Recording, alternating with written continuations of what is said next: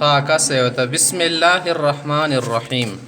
حضرت مصنف رحمت الله علیه نن په سراجی کې صفحه نمبر 17 پر احوال الزوج بیانوي. دی چې خاوند ولا دوا حالات دي، کله ښځه مړه شي خاوند یې پاتې کېږي او دغه ښځه خالي نه ده، یا بې بچي وي یا بې نه یي بچي. اوس ښایي واما للزوج فحالتان، زوج دپاره دوه حالت دي، خاوند دپاره دوه حالتونه دي. النصف کله ښځه مړه شي نه دي خاوند ته بیا نیمه حصه ورکول شي، د هغې ښځې نه څه کوم مول پاتې ده. خو کله عند عدم الولد و ولد الابن و ان سفله، څه کله د دغې ښځې نه بچي نه و یا لمسی انده شي ته ورپسې لون دي څه، نو بیا دې ته چې ورکول شي نیمه حصه ورکول شي، چې دا نیمه حصه به دې ته میلویږي. او قرآن کریم کې دا خبره ثابته ده. ګورئ ولکم نصف ما ترک ازواجکم ان لم یکن لهن ولد، ستاسو ته به د خپلو ښځو نه نیمه حصه میلیږي تراکې نه، څه کله د هغو بچي نه وي. دویم نمبر حالات بیانوي څه والربع مع الولد او ولد الابن و ان سفله.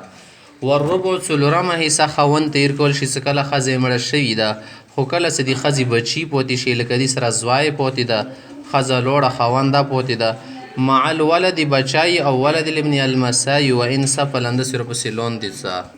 فصل فی النساء، دا فصل ده په ښځو کې. دې ځینې ټولې ښځو وله مسلې ښایي خواله ورکړي، ښځې وله مسله راوړې ده زوجې وله، ځکه چې زوج مسله تېره شوله.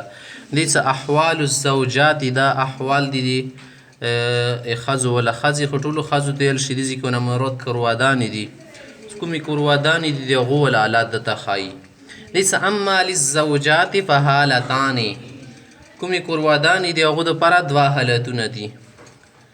الربع للواحدة فصاعدة، یوه سړی مړ شو خاوند، هغه نه بعد دینه یا به یوه ښځه پاتې یا دوه ښځې سره نکاح شو، که یوه وي او که دوې وي، دغو ښځو ته به صرف د مولو له څلورمه حصه ورکول شي. خو دا هله څه کله د دغه خاوند نه د دغو ښځو بچی نه و پیدا شوه او څه بچی نه و شو، نه بیا لمسي په کوم ځای نه رسي، ځکه دو ته څلورمه حصه ورکول شي.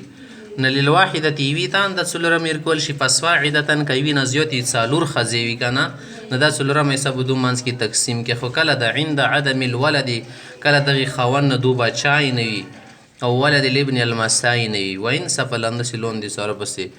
بل والثمن اتمه حصه ورکول شي، کله څه د خاوند نه دا پاتې شولې سره د بچي بچی شو، مع الولد سره د بچي او ولد الابن المسای و ان سفل اندسې ورپسې لون دي څه.